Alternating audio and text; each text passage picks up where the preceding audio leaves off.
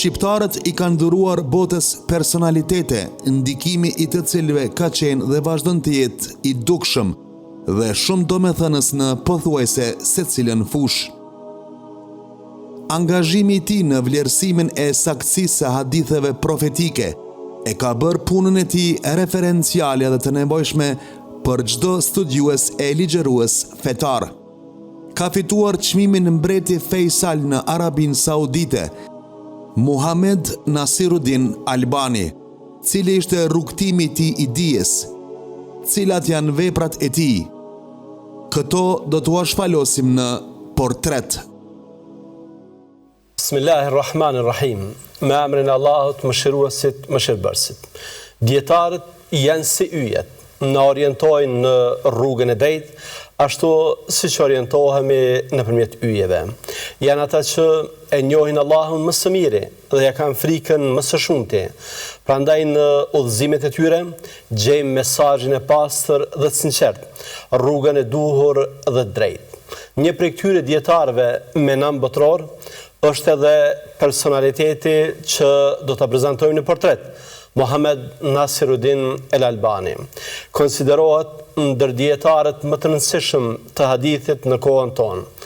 Tër jetën ja kushtoi hadithit dhe sipas shumë kritikëve bëri atë që askush nga bashkëkohësit e tij nuk e ka bërë. Për hapjen e gjerë të kontributit të tij, disa studiues e kanë parë si shenjë të sinqeritetit dhe pranimit të veprave të tij nga Allahu i madhruar. Për punën që ka bërë, ka marrë edhe çmimin Mbreti Faisal. Çmim ky që i jepet personaliteteve me kontribut të jashtëzakonshëm në fusha të ndryshme shkencore. Për popullin të cilit i përkiste, është nder dhe respekt që e patim. Së fundmi, vendlindja e tij Shkodra i ka ndarë mirënjohje postmortem.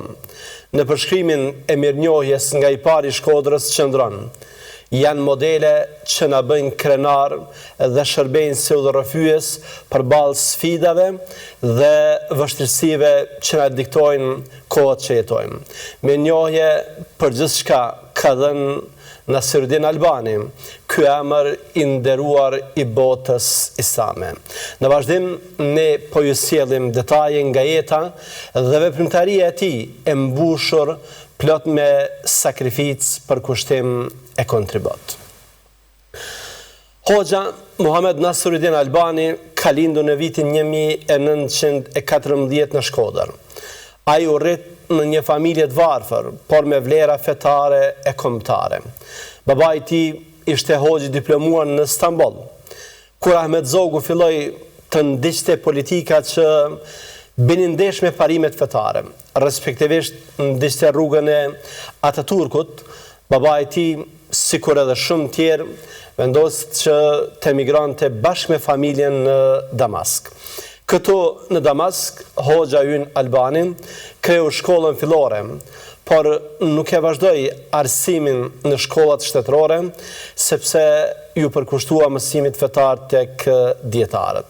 Prej babait mësoi Kur'anin, respektivisht e memorizoi të tërin, pastaj mësoi gramatikën arabe, si dhe mori njohuri në fikun ose jurisprudencën hanefite.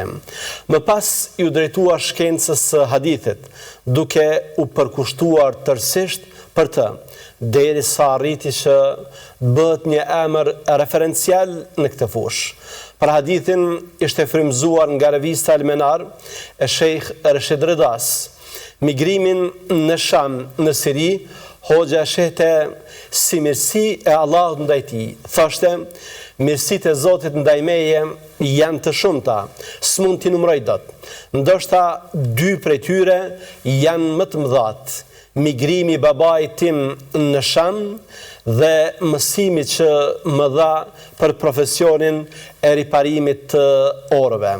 E para më mësoi ta mësoj arabishtën, të cilën nuk do ta mësoja kurrë po të kisha mbetur në Shqipëri, dhe nuk ka rrugë për tek libri i Allahut dhe suneti i Muhamedit alayhi salatu wassalam përveç se duke mësuar arabishtën.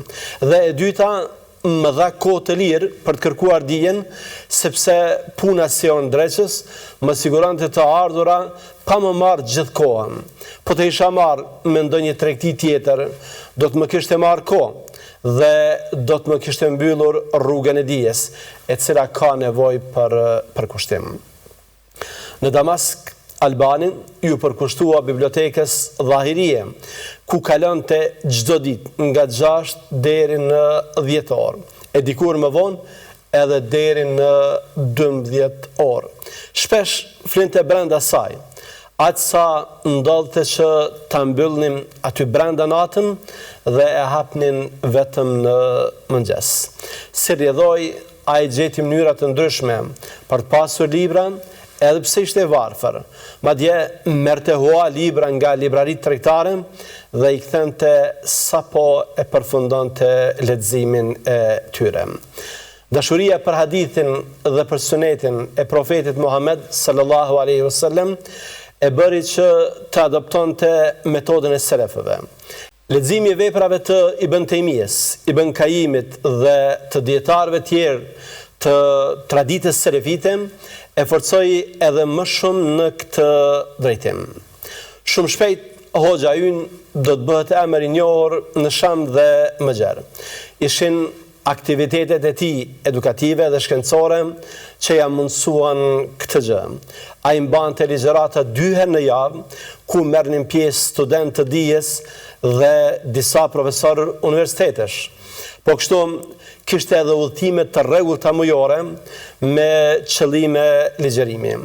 Ai vizitonte pjesë të ndryshme të Sirisë dhe disa rajone të Jordanisë përpara se të zhvendosej përfundimisht në këtë të fundit. Ai vizitoi shumë vende për mësimdhënie dhe ligjërata. Ka qenë në Katar, në Kuvajt, në Egjipt, në Emiratet e Bashkuara Arabe, në Spanjë, në Angli, Marok dhe Gjermani. Universiteti Islamik i Medinës e zgjodhi për të dhënë mësim në shkencën e hadithit për 3 vite me radhë, vitet 1962, 1964. Më pas u zhvendos në Aman, ku edhe jetoi gjatë gjithë jetës së tij. Megjithëse hoxha ishte larg nga angazhimeve politike, ai u përmball me pengesa të shumta dhe u arrestua disa herë. Ai u burgos 1 muaj në kalan e Damaskut, e cila ishte e njëjta kalan ku ishte burgosur dikur edhe Ibn Tejmija, dhe u lirua gjatë luftës së vitit 1967, kur ndodhi lufta kundër Izraelit bashkë me të burgosurit e tjerë politik. Por më pas është arrestuar sërish dhe kësaj radhe ka qëndruar në burg plot 8 muaj. Gjatë kësaj kohe, ai përgatiti botimin e librit Mukhtasar Sahih Muslim të Hafidh Mundhiriut. Kontributet shkencore dhe shërbimet e hoxhës në fushën e hadithit fillojnë qysh herët. Fakulteti i Shkencave Islame në Universitetin e Damaskut e kishte ngarkuar për të bërë verifikimin e haditheve në kapitujt e shitblerjes për enciklopedinë e fikhut islamik që planifikohej të botohej në vitin 1955. Në kohën kur Siria dhe Egjipti ishin bashkuar, ai ishte zgjedhur antar në Komisionin e Hadithit për mbikëqyrjen e botimit dhe verifikimit të librave të Sunetit. Një universitet në Indi i kishte ofruar që të merrte përsipër drejtimin e katedrës së hadithit, por hoxha kishte refuzuar për shkak të vështirësive në udhtim me familjen e tij, nga se në atë kohë India ishte në luftë me Pakistanin. Ai kishte një ftesë edhe nga ministri i arsimit të Arabisë Saudite, Sheikh Hasan bin Abdullah Sheikh, për të drejtuar departamentin e studimeve islame të avancuara në Universitetin e Mekës, por rrethanat nuk ja kishin mundsuar një gjë të tillë. Ai ka marrë pjesë në konferenca të shumta ndërkombëtare, megjithëse shpesh për shkak të angazhimeve që kishte, nuk pranonte që të merrte pjesë.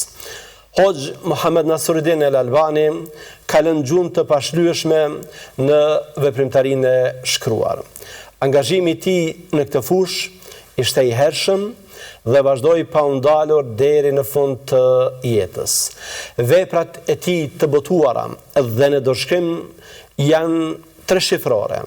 Disa nga veprat e tij më të njohura janë Irwaul Ghalil fi takhrij ahadith manar as-sabil, pastaj vepra silsilatu al-ahadith as-sahiha, pastaj vepra silsilatu al-ahadith ad-dha'ifa, pastaj vepra sahihu al-jami' as-saghir, vepra tjetër da'ifu al-jami' as-saghir dhe shumë vepra tjera. Albani në fakt hadithin e kishte projekt jetësor dhe e kishte titulluar Taqribu Sunne bejne jedejil umme, prezentimin apo afrimin e sunetit para umetit, projekt ky që synonte qasjen e lehtë dhe të besueshme në hadithe. Përveç verifikimeve, Albani shkroi edhe vepra duke u mbështetur në hadithe të sakta, si për shembull ka shkruar veprën Sifatu Salatin Nabi ka'annaka taraha, pastaj veprën Ahkam al-Janaiz wa bid'uha e vepra të tjera. Ky kontribut i dhën ka bërë që disa ndjekës e dashamir nga dietarët ta konsiderojnë si një mujaddid ose reformator të kohës sonë. Albani dallonte edhe për tiparet dhe personalitetin. Nuk i pëlqente që ta lavdronte dikush, sidomos në pranitë të tij. Në të gjitha librat e tij nuk ka përdorur fjalën sheikh para emrit të tij. Njëherë kur dikush e kishte lavdruar në pranitë e tij, ai kishte qarë. Kishte frikë nga syfatësia, nga shtirja, nga riaja. Disa besimtar nga Bangladeshi i kishin bërë ftesë që ai t'ua bënte një vizitë studimore. I kishin thënë, ne jemi rreth 4 milion dhe dëshirojmë që na vizitoni. E kemi përgatitur një stadium që mban shumë njerëz për t'ju dëgjuar. Hoxha kishte refuzuar. Ata i thanë, ne po kërkojmë prej teje që të vish vetëm një javë, ndërsa ai refuzoi. Pastaj i thanë, eja për 3 ditë dhe prap refuzoi. I thanë, eja për 1 ditë dhe prap refuzoi. Atëherë i thanë, eja mbaje vetëm një ligjërat dhe largohesh në të njëjtën ditë me të njëjtin aeroplan, por edhe këtë e kishte refuzuar. Kur habitën ata, njëri prej nxënësve të tij, Ebu Leila, e kishte pyetur, pse refuzuat hoxhë nderuar? Hoxha Albani kishte thënë, a nuk i dëgjove se çfarë thanë? Ata thënë se janë 4 milion. Mendoni sikur unë do t'i flisja një numrit të tillë? A jam i sigurt unë nga rreziku i rias, i syfatësisë? Pa arsye pse kishte refuzuar, kishte të bënte me frikën për rian. Dhe ky është një mësim i madh dhe praktik se si një hoxh, një thirrës duhet të ketë kujdes nga gjërat që në heshtje mund t'ia shkatërrojnë fenë e tij. Hoxha Albani interesohej dhe përkushtohej për nxënësit e tij. I vizitonte kur ishin të sëmur, i telefononte kohë pas kohë, ju qëndronte pranë në sprova e fatkeqësisë. Hoxha ishte emocional, kishte një zemër të butë dhe shpesh i rrëdhnin lotët. Ai nuk dëgjonte një tregim prekës pa shpërthyer në lot. Një grua nga Algjeria i tregoi se kishte parë në ëndër duke pyetur për rrugën që kishte ndjekur profeti sallallahu alaihi wasallam. Dhe pastaj duke ecur saktësisht ai në hapat e tij. Hoxha nuk e duroi këtë tregim dhe shpërtheu në lot. Por sikur edhe çdo dietar tjetër, Hoxha Albani ka pasur kritik që e kanë vlerësuar dhe të tjerë që e kanë nënvlerësuar. Ata që e kanë njohur nga afër dhe kanë bashkëpunuar me të, apo që kanë qenë bashkohës të tij, e kanë çmuar shumë. Kjo nuk nënkupton se e kanë cilësuar të pagabueshëm, por se kanë vlerësuar të mirat e shumta të tij në krahasim me gabimet dhe lëshimet që janë edhe pjesë e natyrës njerëzore, por edhe pjesë e punës shkencore. Ish muftiu i Mbretërisë së Arabisë Saudite, Bin Bazi, Allah mëshiroft, duke folur për Hoxha Albanin, ka thënë: nuk kam parë nën kupolen e qiellit dietar të hadithit në kohën tonë sikur Muhammed Nasiruddin Albani. Kur ishte pyetur Bin Bazi për hadithin e profetit Muhammed sallallahu alaihi wasallam, Allahu i dërgon këtij ummeti çdo 100 vjet në njeri që ja përtrin fen, ai kishte thënë: për mendimin tim, Hoxh Muhammed Nasiruddin Albani është reformatori përtrirësi i këtij shekulli. Allahu e di më mirë. Gjithashtu për Hoxh Albanin ka thënë: Hoxha Nasiruddin El Albani është për vëllezërve tanë të njohur si muhadith të ehli sunetit. Ne i lutemi Allahut për ne dhe për të që të na udhëzoj dhe ndihmoj në çdo të mirë. Detyra e çdo muslimani është që ta ketë frikë Allahun, të ketë kujdes nga fjalët për dietarët dhe të flet vetëm me këshill. Po kështu ka thënë, e njohim Hoxha Albanin për akide të pastër, thirrje të vazhdueshme tek Allahu, si dhe për përpjekjet e tij të mëdha në kujdesin ndaj hadithit, në dallimin e hadithit sahih nga hadithi daif dhe ai i shpikur.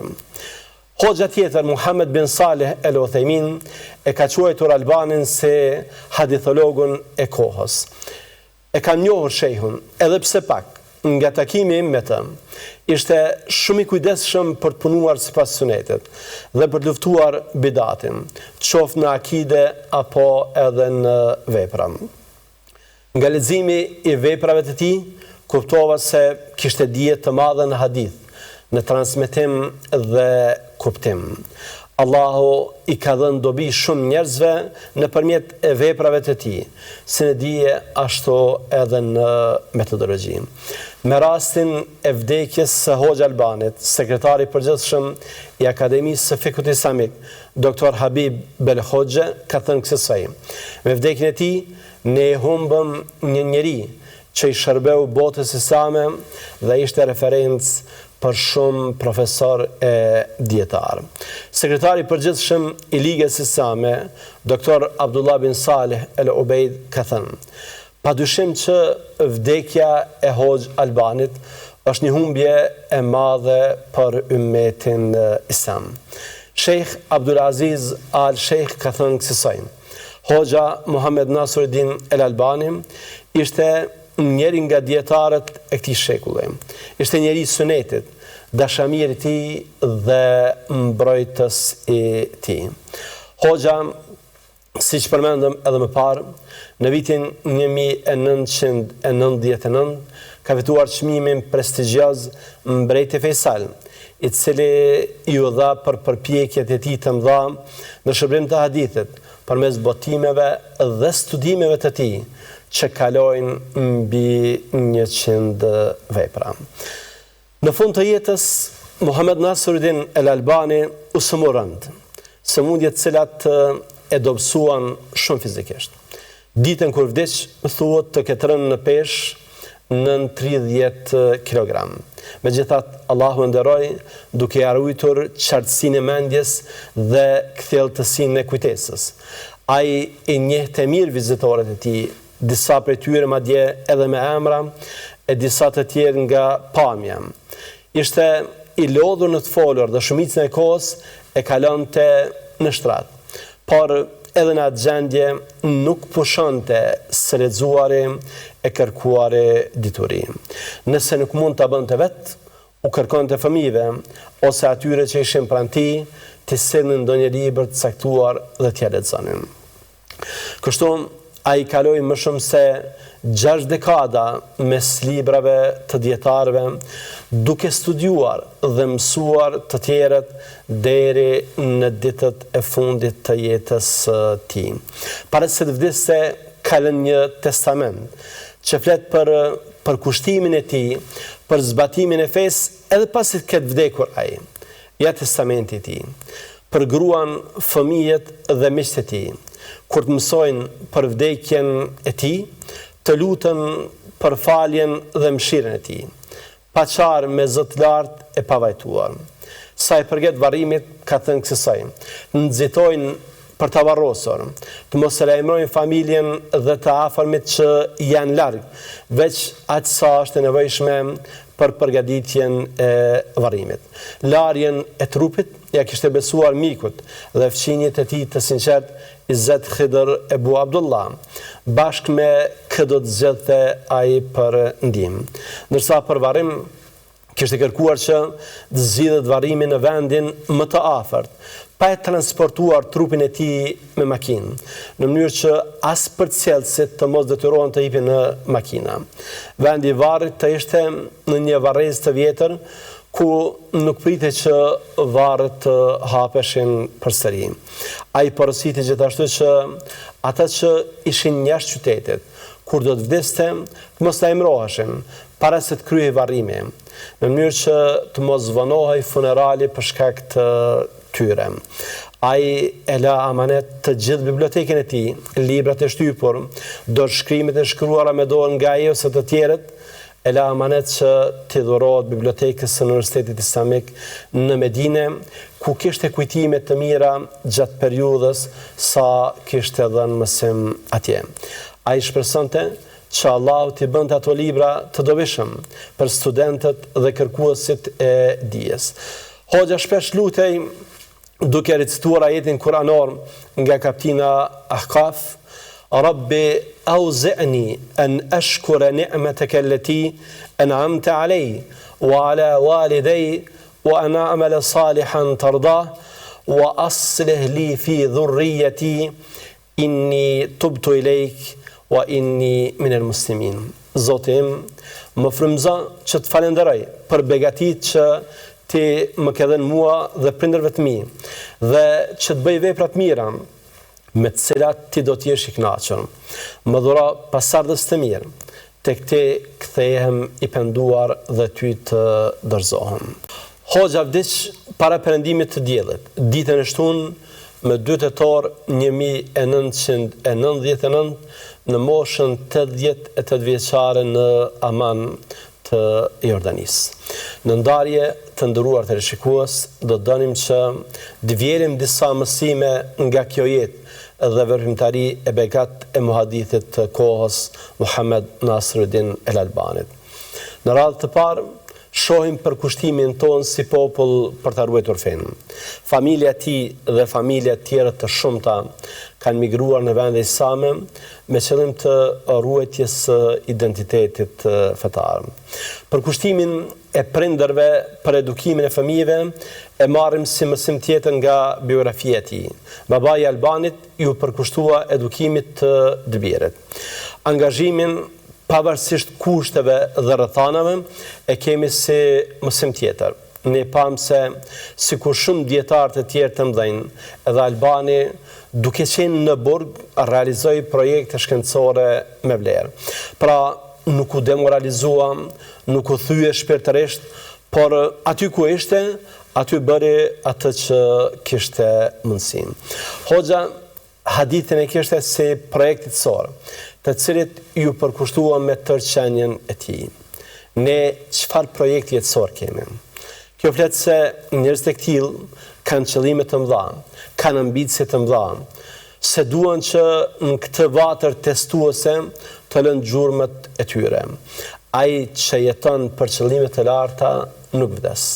Allahu e mëshiroft Hoxha Albanin dhe të gjithë dietarët që i shërbyen fesë dhe shkencave fetare.